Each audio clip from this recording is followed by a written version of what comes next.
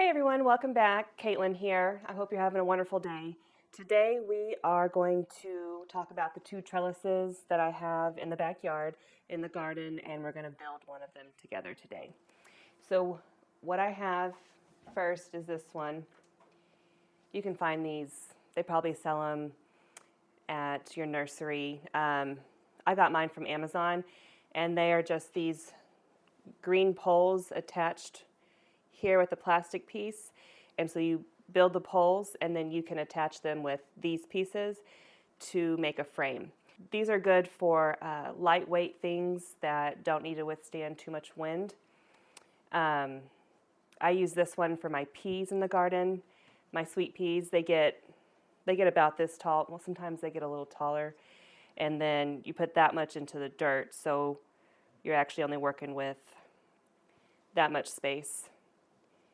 You got to account for the amount that you put in the dirt to keep it stable. So last year my peas got a little bit taller, so I will add another section to it. So these are good for your peas and smaller indeterminate tomatoes that only get 3 or 4 feet. You'll want to use extra braces here, or whatever you call them, I don't know, to you want to use more than this if you're going to use it for a tomato plant the whole season. These will come apart pretty easily in the wind, and then they'll tilt or collapse completely. So they are not good for your indeterminate tomato plants, especially the ones that get 6 feet or taller. You can make these that tall just by attaching more poles to it, but they are not sturdy. I do not recommend them at all. So previous years I've used these and I've attached more of these pieces to try to keep it all together and stable. And we'll get a couple windstorms every year that just take it down, and my tomato plants are on the ground and they're intertwined and I can't lift them all back up. So second half of this season, my tomato plants end up on the ground. A lot harder to harvest the tomatoes off the plant, and they'll start getting disease because they get wet and they're just stuck on the ground. So we're not making that mistake again this year. This year, I don't have everything for it yet, but I'm going to get T-posts.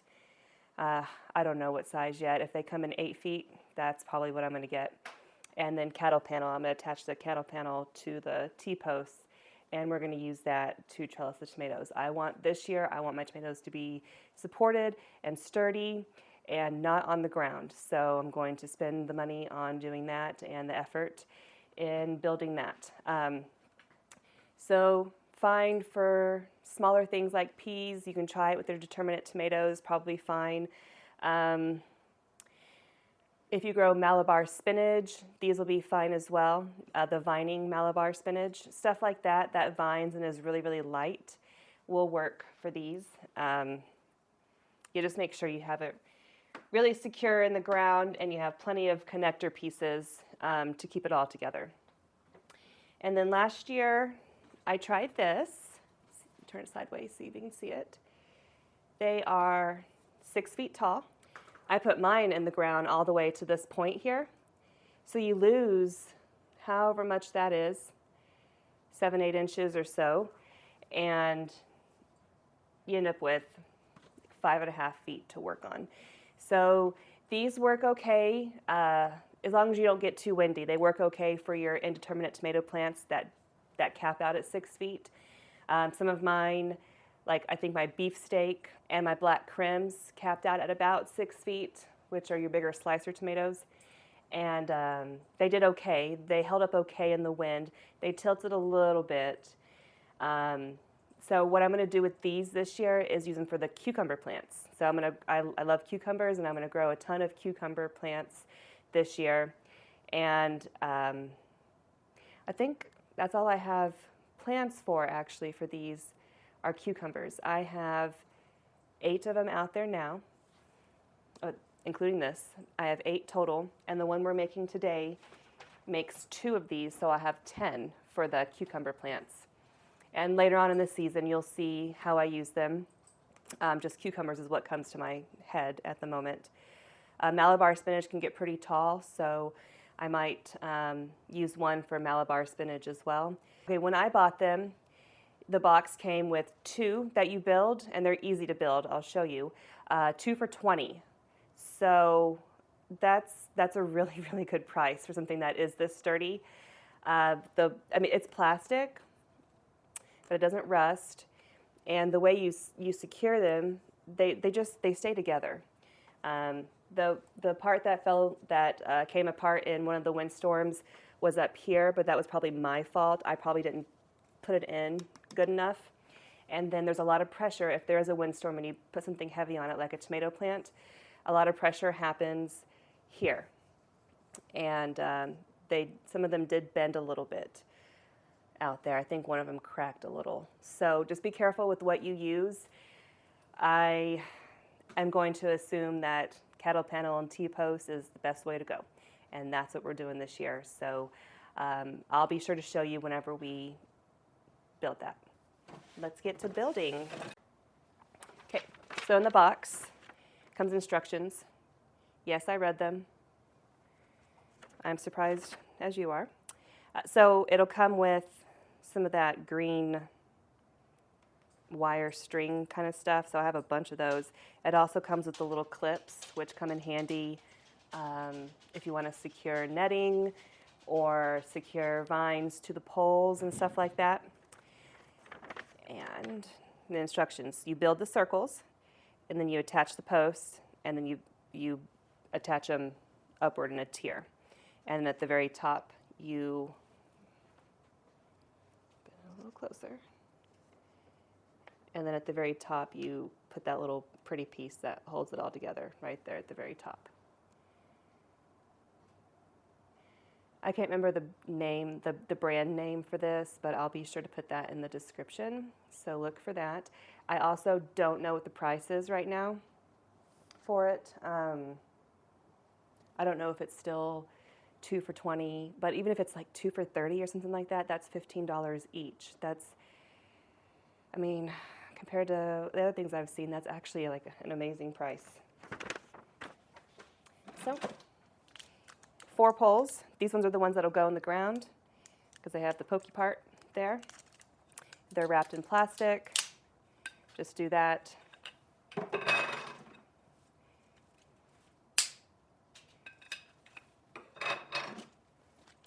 And then here's the circles. These ones are just rubber bands. So 4 circle pieces here, so you can see. Okay.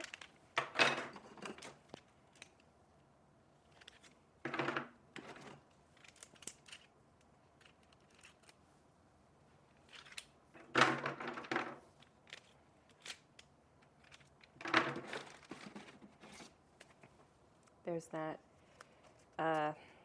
green, let me see. It reminds me of a bread tie on a roll.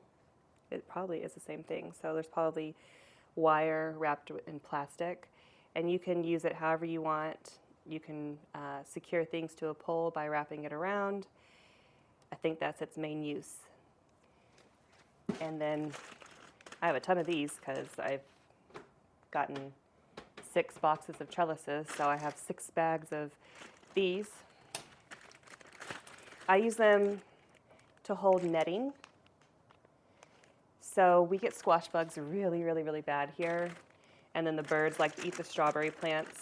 So I put bird netting down, bigger ones here, and then I put some of those green poles, you can see right over there, around the outside and lay the netting over that, and then I secure the netting with one of these to the poles. And it holds its shape. I mean, it holds its place really well. Okay. And then you have the top part here. So the top poles are curvy, and they'll curve in, and you shove them in each one of these, and you put that on top. I'll put it on top first, like that. So that's cute. Okay, these are the top poles. You'll know that because of the curve. This is the part that attaches to the pretty piece I just showed you.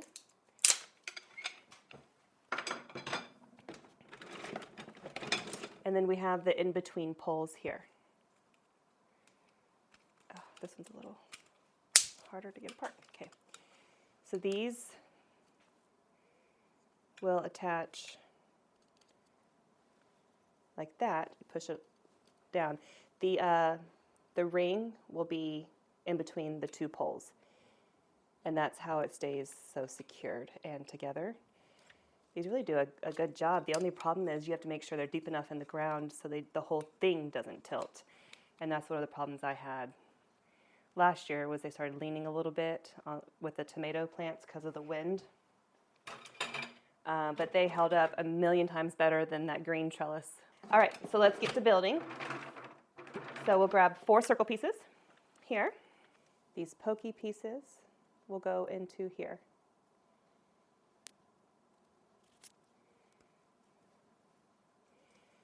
And then use your finger strength to put it together. There's a little bit of gap. I can probably get it together a little bit better than that.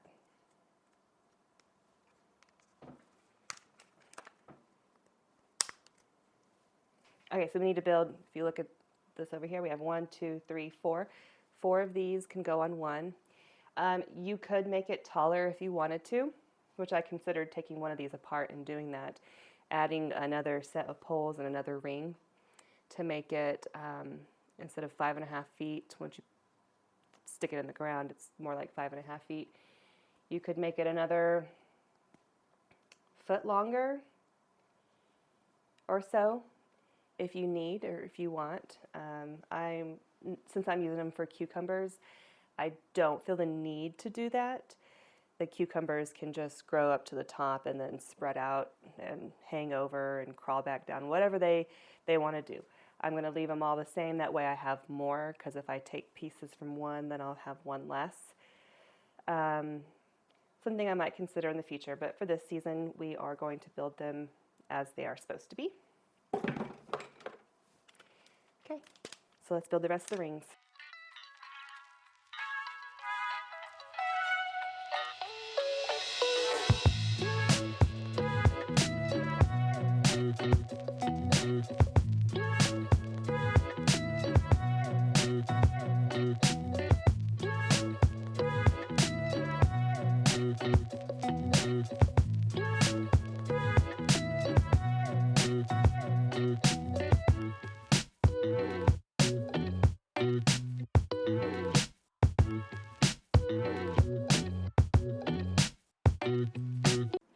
Okay, I put them all together and I separated the poles out. So we have the bottom poles that go in the ground here. We have the rings, connector pieces, and then the very top poles over here, and then the top pointy piece there. So one thing I noticed, which is probably a really good thing, these ones that I already have, that I bought the beginning of last season, so last spring I bought them and put them together. Do you see? Okay, so this is the pointy part that goes in the ground, and then here connects these poles, and this was the weak point, the point that would bend and cause issues with the wind and giving support. But this box that I got in the fall that was on sale, they don't have that weak point here. It's a solid pole. So I'm excited about that. All of mine in the backyard right now have it like that. So I'm going to have these two like this, and so that'll be exciting. Hopefully it's pretty sturdy and doesn't bend, because the point that's going to bend first is the lowest point near the ground. It has the brunt of the weight of the plant.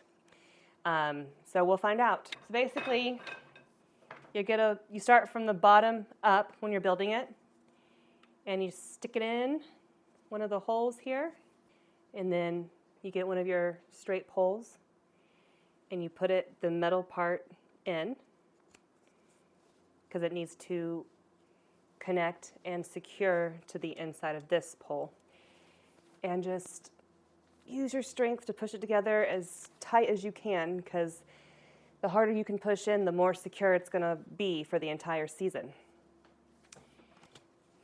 Do it right the first time, and it'll be much better for you. Okay. All right. Got that. Get another ring.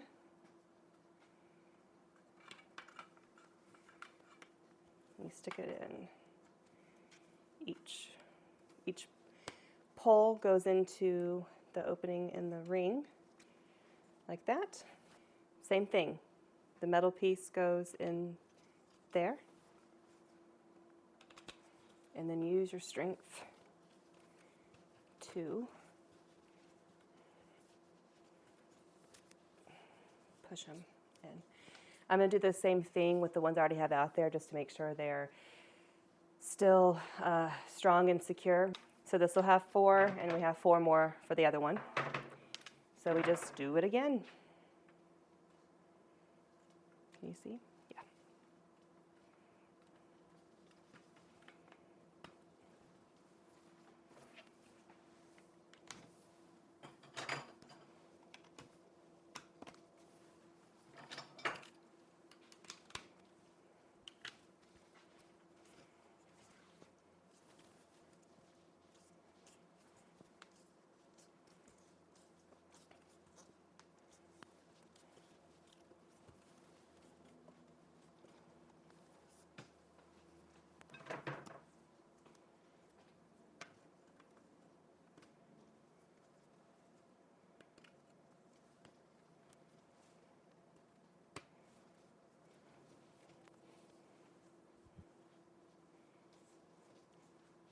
When you have the 4th ring on, the poles that go on top of the 4th ring are 4 of your curved poles. See them? And they have that part there.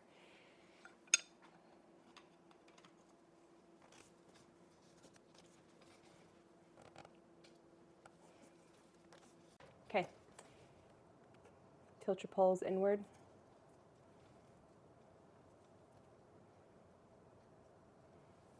So they're like that. And then you're going to have to put the top on.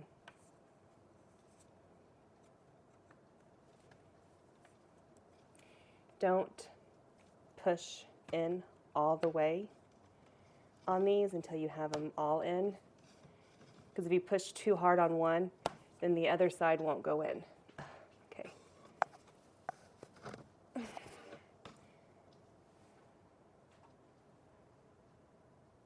All right, it looks straight up and down, right? I feel like I didn't get one of them pushed in all the way, but okay. For the price, if something is a little crooked, I'm not going to complain. Once you stick it in the ground and things are going on it, you can't tell anyways.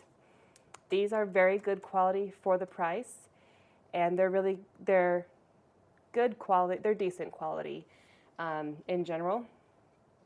If you try to buy something like this from Gardener Supply, something super sturdy, all metal, they're going to work, but they're so expensive. So these are going to be my go-to if I need something that's like this.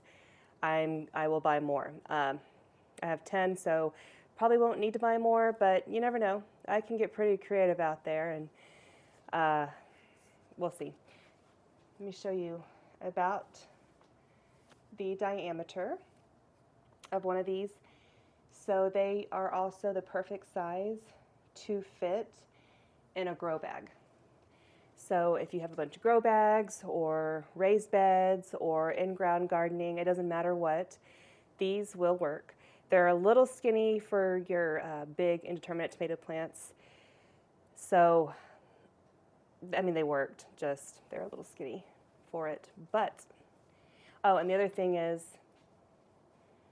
I'm glad I remembered this so I could tell you, if you put your indeterminate tomato plants at the base of one of these and you grow it up, you have got to make sure you stay on top of your tomato pruning when you prune the suckers, because if any suckers get out of hand or any of the stems grow out past the outside edge, you can't move these. So if your stem is way out here, let's see. Yeah, if it's like way out here somewhere and you need to bend it and tuck it in and put it up higher. The longer that stem is, the harder it is to do. I had some, and I carefully try to bend and push it in and lift it up so it would be supported up here because it was just dangling out here. Or, you know, if you have some suckers grow, you decide you're going to let that sucker grow in particular, and the same thing happens, and it gets way out here, and you don't want to cut it because it looks healthy. You know, whatever reason you decide you want to keep that sucker. It's really challenging to get it up here for support. So it's going to end up drooping out here or hanging down. So just make sure when your tomato plant's growing, you're out checking on it every few days, and you're putting the stems where you want them to be, because otherwise it's very difficult to put them where you want them later if they're too big. So that's the only tip that I can recall if you use this for your tomato plants. If it's a determinate tomato plant, you don't really prune those, as far as I know. You're not really supposed to prune your determinate tomato plants because they get to one size and they stop. They have a certain number of fruits and then they stop. And pruning them does not help them grow more or better or anything like that, or produce more. If anything, when you prune your determinate tomato plant, you're preventing it from its full potential. And that is what I have noticed from my few years of gardening. So we have one built, and I'm going to build the other one. I'm going to do the top differently. I'm going to put the top on first and stick it into these parts here.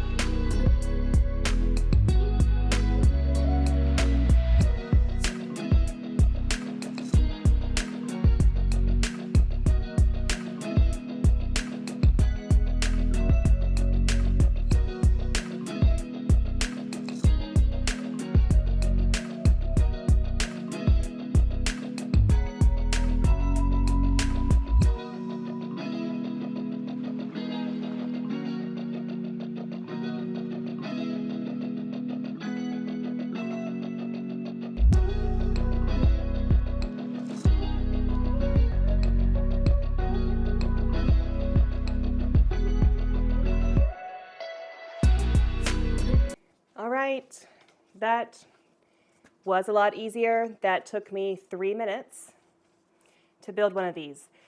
So if you buy a bunch, once you know what you're doing, because I've already built 8 of these before, 3-4 minutes is how long it takes. I'm going to push it in up here, make sure. All right, so we have 2 more, and I'm really excited. There'll be 10 out there for cucumbers, as far as I know. I can't remember what my plan is. I have it wrote down, though. So thanks for watching, and I will put a link below if I can find them, since it was a few months ago since I bought this last box here. Another thing to mention, these rings, it doesn't matter which way you put them on. I don't know if you can see, they're the same on either side, either way. So just however you grab it, it's just however you put it down, interchangeable. so that's it. Thanks for watching and have a wonderful day, and we'll see you in the next video. Bye.